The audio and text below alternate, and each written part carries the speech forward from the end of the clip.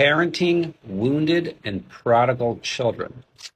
Understand that many children, in fact, most children, are going to get hurt when they grow up, oftentimes from their own mother, from their own father, because they were hurt and they were wounded and they weren't healed of their wounds. So oftentimes they're going to have emotional pain because of what was said to them, what was done to them. Oftentimes, many children are going to also get sexually touched, molested, shown pornography, and that's going to cause them to struggle with their sexual purity. So there's a myriad of ways that children will get hurt and get wounded. Now, it's important to understand where they're at and to love them where they're at. You know, there's oftentimes people talk about tough love with their children, and all that typically will do is drive the child away from the parent. What they really truly need is love like Christ. And Jesus would always meet the person where they were at. He would always love them where they were at. And we should do the same thing. So if we've hurt our own children, we should take responsibility and say, you know, will you please forgive me for what I said or what I did?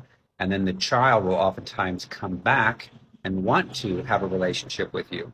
Now, there's some children that have been hurt and wounded by a parent that has separated or divorced from another parent, and then that parent can oftentimes try to cause the child to turn away from a parent that wants to love them, wants to treat them and have a good relationship with them.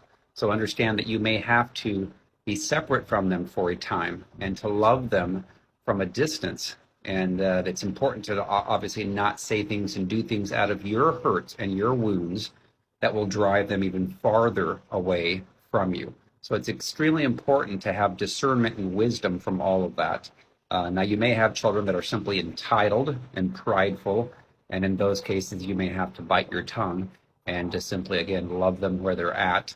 But it's extremely important to understand and to discern where your children are at. What process are they at?